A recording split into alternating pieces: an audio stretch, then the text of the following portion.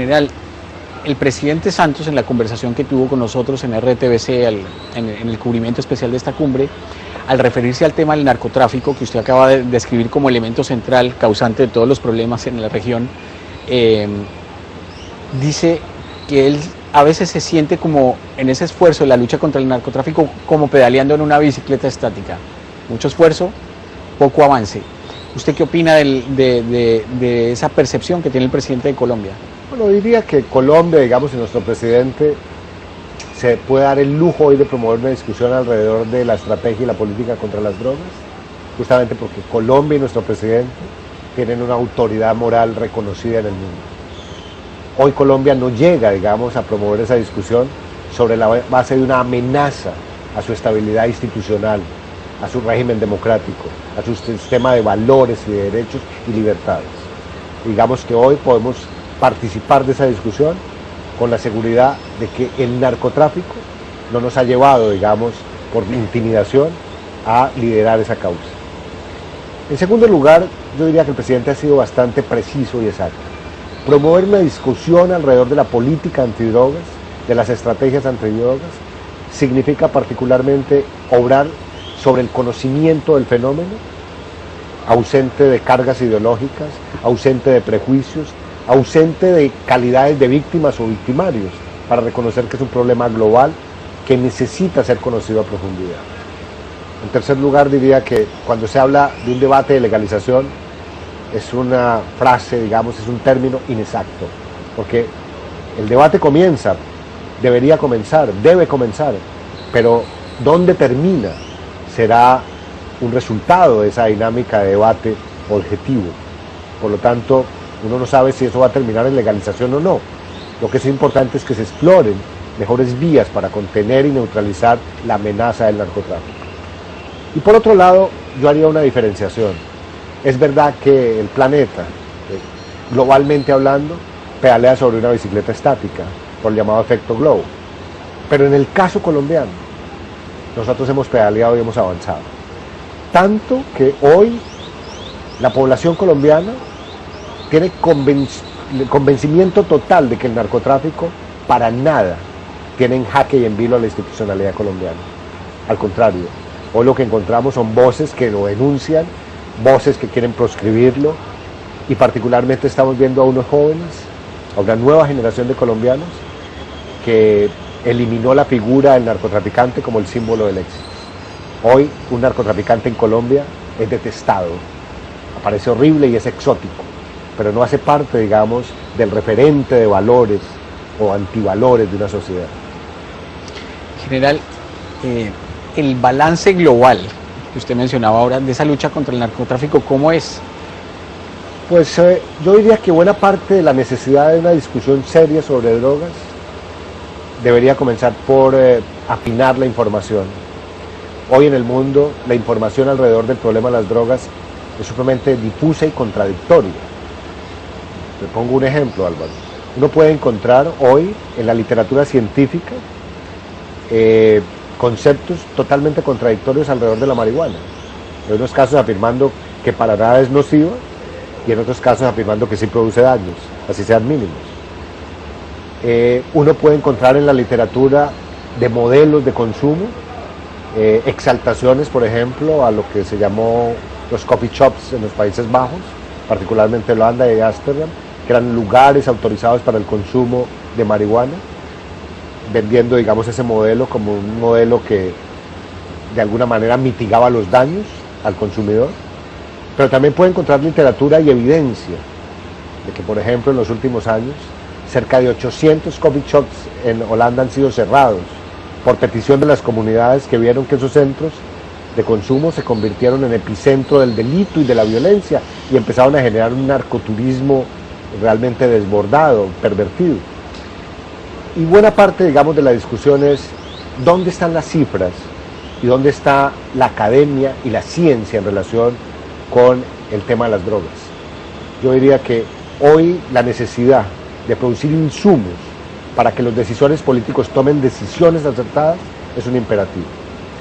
Pero por otro lado hay evidencia también de nuevos fenómenos, como por ejemplo el crecimiento ya exponencial de consumidores que giran alrededor de las drogas de diseño, las metanfetaminas, versus el crecimiento aritmético un poco estabilizado de las llamadas drogas naturales, como la cocaína.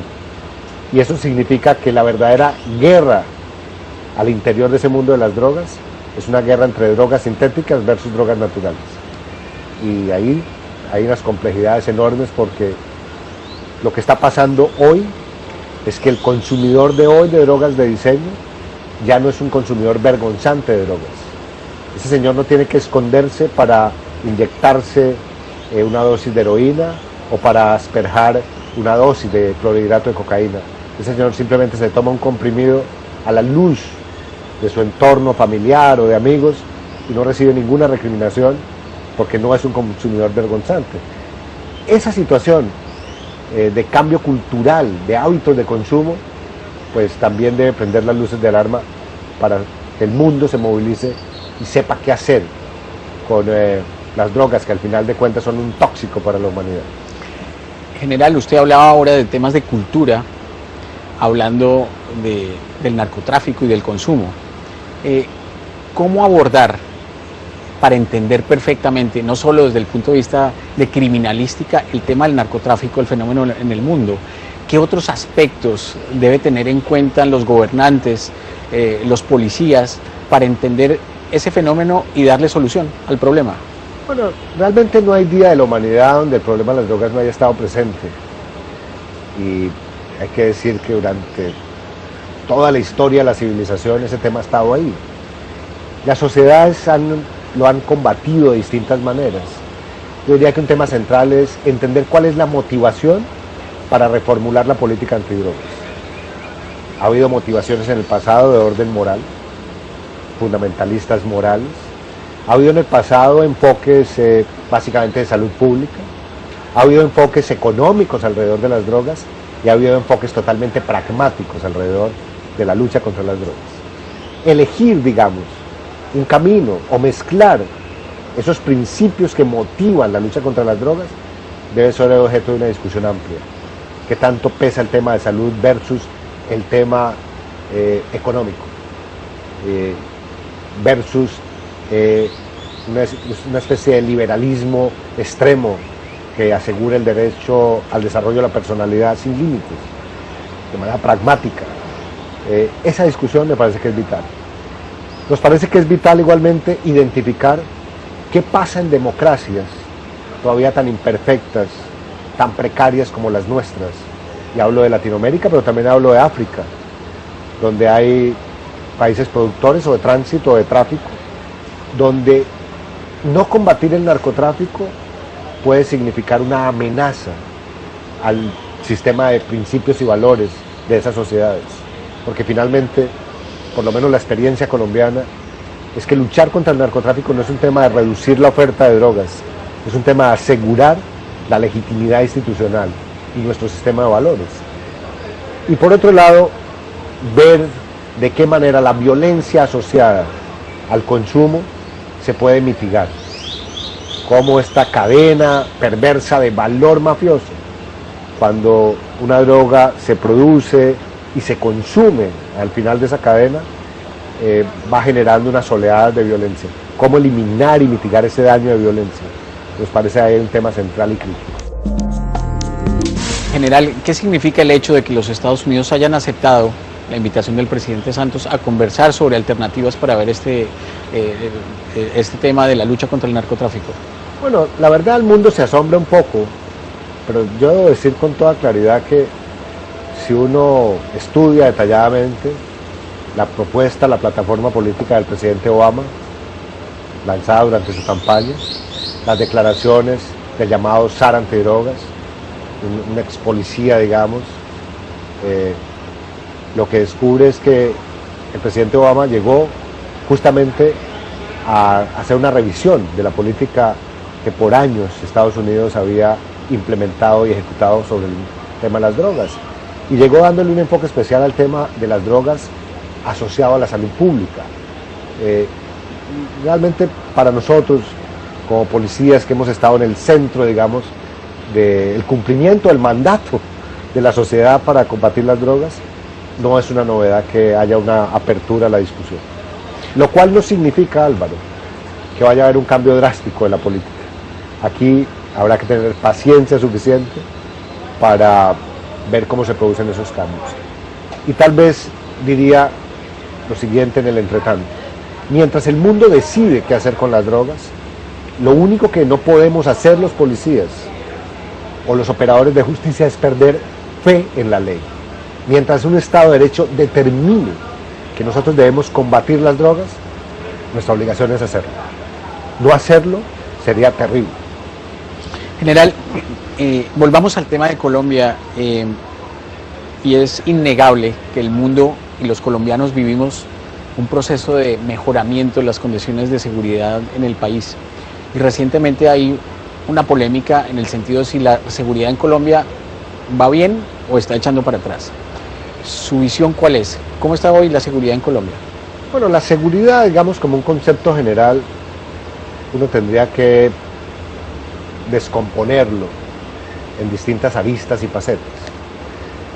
La seguridad medida en disminución de violencia, por ejemplo, que es crítico y vital. La columna vertebral de una evaluación de seguridad gira alrededor de cuánta violencia se elimina, cuánta violencia, digamos, logra contenerse. Yo tengo que decir, digamos, para satisfacción de los colombianos, que hoy nuestras cifras de reducción de homicidios, comparado 2011 con 2012, por ejemplo, es del 12%. Al día de hoy, entre el 1 de enero y el día de hoy, tenemos 470 homicidios menos que el año pasado. Pero si uno compara 2011 con 2010, tuvimos una reducción muy importante. Terminamos el año con 14.760 homicidios. Esa es la cifra más baja de los últimos 26 años en Colombia y la tasa más baja de los últimos 32 años en Colombia. Es decir, seguridad valorada desde la óptica de violencia avanza y sigue avanzando, no hay retroceso alguno. Seguridad versus libertades. El delito, digamos, que más impacta la libertad es el secuestro. Colombia llegó a tener cerca de 4.000 secuestros denunciados hace años. El año pasado terminamos con 260 secuestros. La reducción es superior al 95%. Y buena parte de esos secuestros, algunos de ellos llamados secuestros simples, o raptos, digamos, ejercicio de la patria potestad de manera arbitraria. Quiero decir, la libertad está protegida. No hay una amenaza a la libertad, se sigue avanzando. Seguridad revisada, valorada según percepciones subjetivas emocionales de seguridad. Ahí hay una discusión. Algo estamos haciendo mal las autoridades, me refiero a mí como policía, que hemos sido incapaces de comunicar estos avances, que son objetivos, para que hoy algunos ciudadanos piensan que la situación se ha deteriorado. Y eso tiene que ver mucho, digamos, con delitos llamados comunes, que cada vez son más denunciados y son más visibles en la agenda pública colombiana. Y tiene que ver también con actos terrorismos de baja intensidad, lanzamiento de una granada aquí, de un petardo allá, que ciertamente producen zozobra, aunque no matan, producen esa sensación de inseguridad. Yo diría que el reto fundamental hoy de los colombianos es contener la agenda de los criminales, porque esa agenda hoy está privilegiando la voz de los victimarios frente a la voz de las víctimas. Y realmente yo creo que ha llegado la hora, como lo ha dicho el señor presidente, de reparar las víctimas. Es la voz de las víctimas la que debe imponerse. General, finalmente, ¿cómo está nuestra policía hoy en el contexto de la policía de la región y del mundo? ¿Cómo es esa entidad hoy? Bueno, sin triunfalismo, digamos, y a riesgo también de pecar de vanidoso. Tengo que decir que la policía colombiana es un referente obligado en el mundo de las policías para todo el planeta. Y es un referente obligado porque hay resultados objetivos de 35 años que tienen que ver con disminución del delito, pero que tienen que ver también con un modelo policial que empieza a ser muy competitivo. Recuerdo que antes del 11 de septiembre de 2001, el mundo se debatía sobre el tema de policías nacionales versus policías locales. después de esos atentados terroristas, lo que quedó demostrado es que en un mundo globalizado por el delito, la necesidad de tener policías nacionales es un imperativo. Es lo que asegura mando y control, es lo que asegura doctrina única, es lo que asegura coordinación institucional. Y pues la policía colombiana había marchado por ese modelo de policía nacional. Por otro lado, en los últimos años ha habido un proceso que realmente yo creo que es la lección más importante aprendida por nosotros. Las policías somos amenazadas por una especie de 4 monstruos. El monstruo de la brutalidad policial. Contra ese monstruo hay que luchar mucho y se lucha humanizando a los policías.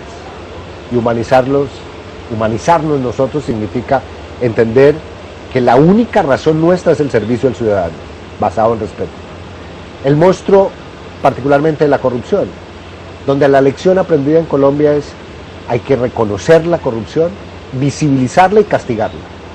Y por eso la policía colombiana, de cuando en cuando, digamos, aparece como si estuviera en crisis porque visibiliza esos problemas de corrupción, pero en el fondo, según lo que hemos visto, estamos haciendo lo correcto.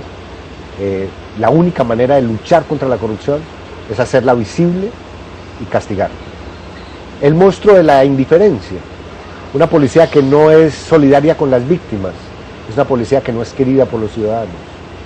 Y en eso, digamos, estamos trabajando detrás de la política del gobierno sobre la identificación de la víctima como un centro de gravedad del desempeño institucional. Y finalmente, el tema de la efectividad. Una policía que no es efectiva, una policía que no es respetada. Y hay que decir que en el caso colombiano nuestras cifras de eficacia son impresionantes. Incautarnos de cerca de 100 toneladas anuales de clorhidrato de coca, que significa como incautar cerca del 35-40% de la producción, es un logro importante. Capturar al año, como lo hicimos el año pasado, 200 capos con fines de extradición, que eso bate el récord histórico de extradiciones, es un resultado importante.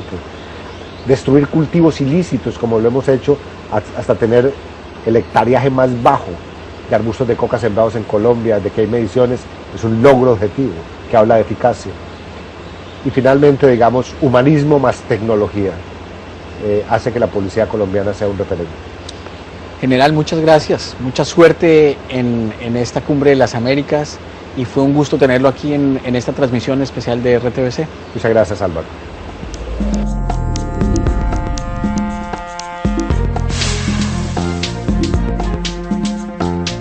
RTBC